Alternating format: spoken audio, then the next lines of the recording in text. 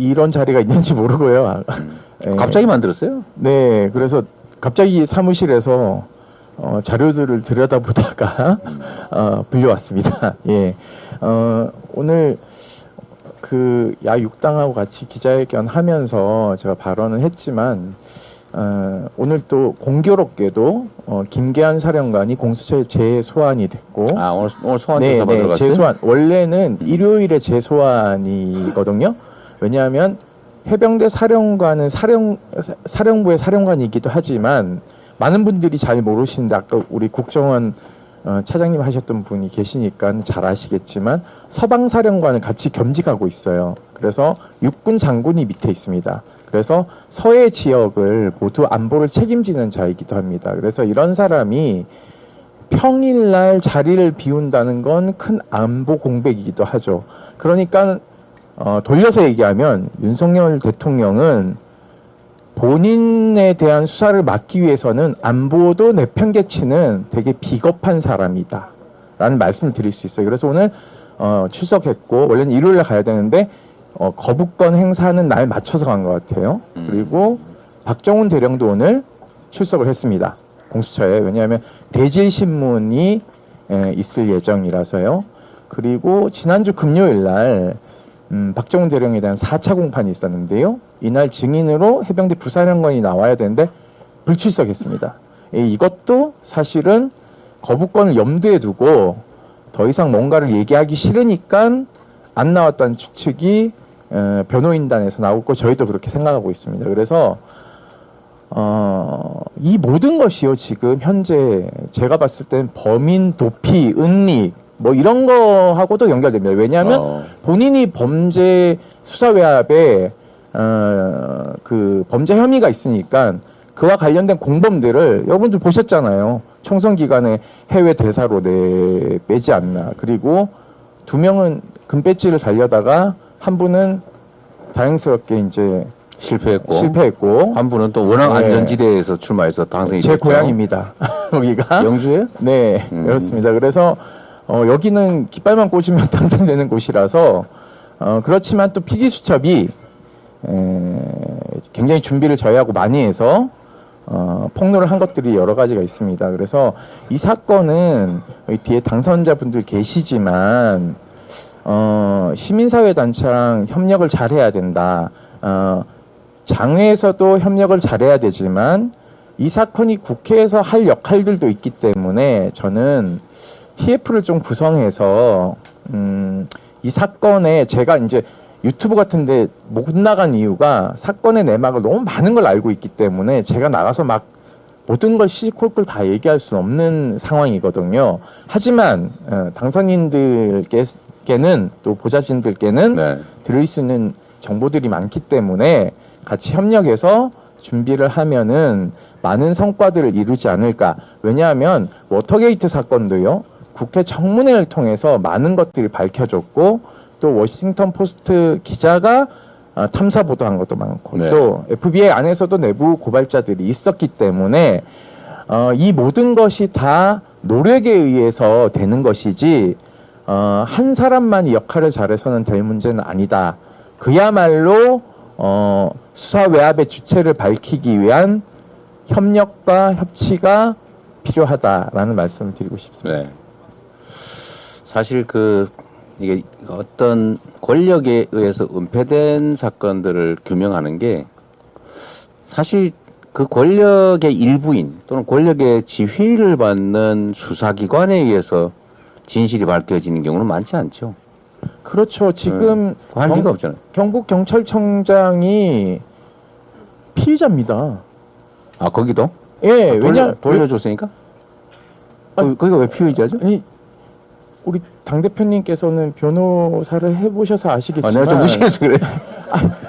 수사 기록을요 받았는데 돌려준 혐의에 대해서. 이것을 돌려주는 결정은 그 사람이 하는데요. 통상적으로 여기서 청장이 승인을 했대요, 돌려주는 걸? 그분이 승인 안 하면은 도대체 누가 돌려줬다는 위임 받아가지고 했을 수도 있죠. 그러면 수사부장이 쇠고랑을 쳐야 되는데 그 경무관이요? 여튼 그런 의미에서 그러니까 사건 번호 이첩을 받았으면 사건 번호를 등재하도록 되어 있는데 처음에 돌려주라고 하니까 경북경찰청은 당연히 수사기관끼리니까 압수수색 영장을 통해서 가한부, 즉 복사본을 주는 건지 알고 복사를 열심히 떴대요. 세 부씩이나. 네. 그런데 나중에 전화가 와서 사건 번호가 등재됐냐를 물어봐요. 안 했다라고 하니까 복사본 냅두고 원본 달라고. 돌려줘라.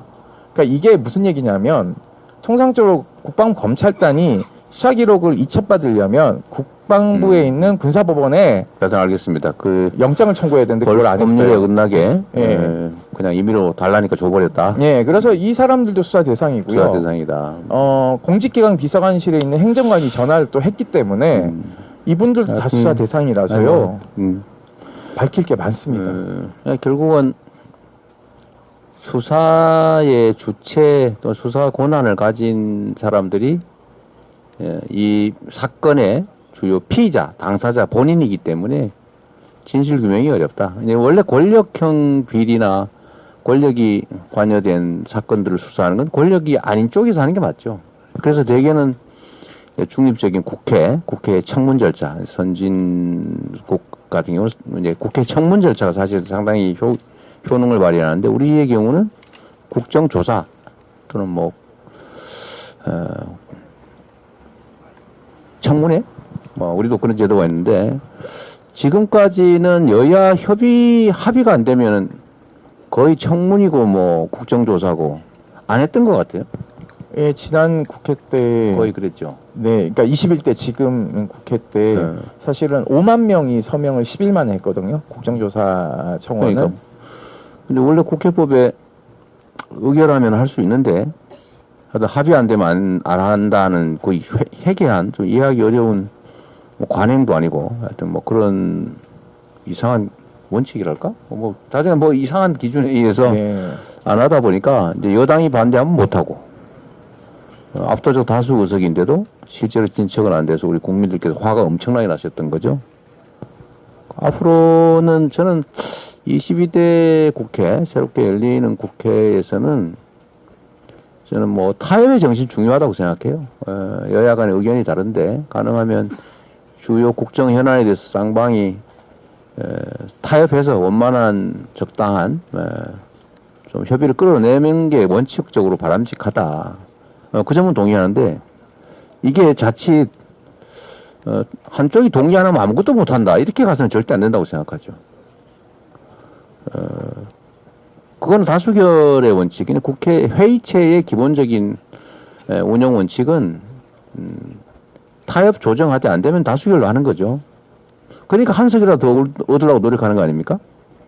근데 뭐 60%가 넘는 의석이 있더라도 합의 안 되면 안 한다 그러면 그게 무슨 다수가 의미가 있습니까? 사실 그런 점들 때문에 사실 이번에 우리는 국회의장 선거 과정에 대해서도 남들이 누가 보면 이해하지 못할 정도로 큰 논란이 되고 있는 것도 지금도 현재도 논란과 불신의 계기가 됐는데 우리 21대 당선자 여러분들은 좀 법대로 해야죠. 규칙대로 회의 규칙대로. 우리 뭐 대표는 없는데 여기 실제로 누가 한 말씀 해주실래요? 우리 고생하셨습니다. 임태원 소장님. 제가 끝으로 하나만 말씀하시고, 말씀드리고 싶은데요.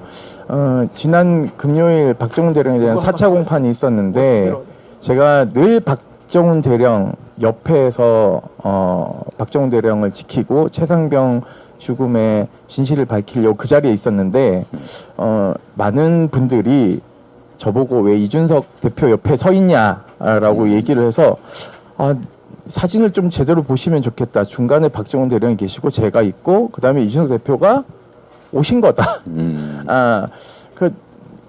이 얘기인즉슨 당선자분들도 좀 오셨으면 좋겠다는 말씀을 드리고 싶어요. 네. 왜냐하면 이 문제에 가장 의석을 많이 가지고 있는 민주당이 열심히 하는 모습을 보여주고 실제 같이 하는 것이 저는 중요하다고 생각합니다. 언제나 현장에 답이 있기 때문에 의원 당선자분들께서 역할을 좀 분담하셔서 네. 다음 6월 11일 증인이 4명이 나옵니다. 부사령관 이날 안 나오면 강제 구인하겠다라고 재판부가 얘기를 했으니 관련자들이 다 오기 때문에 앞으로 국방위 가실 당선자분들이나 법사위 가실 당선자분들께서 역할을 분담하셔서 이날도 네. 좀 함께 해주셨으면 하는 바람입니다. 그럴 때 박정훈 대령을 정치인들은 합법적으로 만날 수 있습니다. 네. 예, 제가 팁을 드렸으니 꼭 오셨으면 좋겠습니다. 고생하셨고요. 하여튼 이 권력에 의한 어떤 문제들을 조사하려면 권력 또는 그 권력의 지휘를 받는 권한을 가진 조직으로는 안 된다. 이건 뭐 대원칙이고 지금도 잘 안 되고 있죠, 실제로. 네, 결국은 국회가 직접 하든지 뭐 국정조사든 아니면은 청문회든 아니면 뭐 현안 질의든 뭐 이런 것들을 하는 게 있겠고 또는 특검을 하는 방법이 있는데 사실 할 수 있으면 다 해야죠. 네, 맞습니다. 다 해야 되고 그래서 저는 이번 22대 국회는 좀 그렇게 했으면 좋겠다는 생각이 들어요.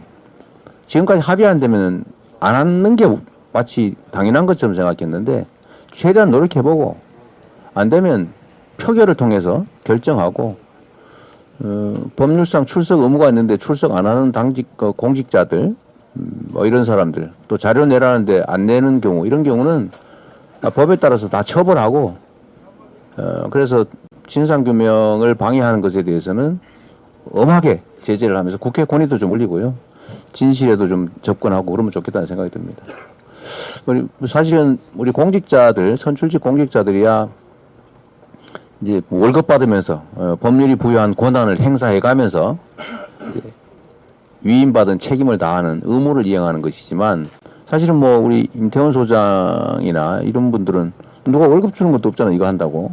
저는 후원 회원들이 그러니까 그거는 이제 자조 활동을 하는 것이고 누가 시킨 것도 아니고 의무가 있는 것도 아니고 무슨 보수가 있는 것도 아닌데 열심히 하시는 여러분들 덕분에 그래도 이 나라가 이렇게 앞으로 제대로 조금씩은 나아간다 생각합니다. 감사드립니다. 대표님께 조금 감사드릴 말씀이 있어서 한마디만 더 할게요. 그건 안 하셔도 되는데. 아니, 왜냐하면 오늘 이해람 중사의 기일입니다. 그렇죠. 3주기인데요. 네. 아버님이 아직 국군 수도병원 장례식장에 계세요. 그런데 대선 와중에 이재명 대표님께서 특검에 대해 이해람 중사 진상규명을 위한 특검을 발의를 또 김용민 의원한테 이렇게 지시하셔가지고 이해람 중사 특검법이 통과됐고 굉장히 많은 성과를 냈습니다. 그렇죠. 예, 그래서 저희가 이런 특검을 군을 최초로 상대로 해본 경험이 있기 때문에 이 특검도 28일 날 반드시 통과될 수 있도록 끝까지 노력해 주시면 고맙겠다는 말씀 드리고 싶습니다. 네, 고맙습니다. 수고하셨습니다.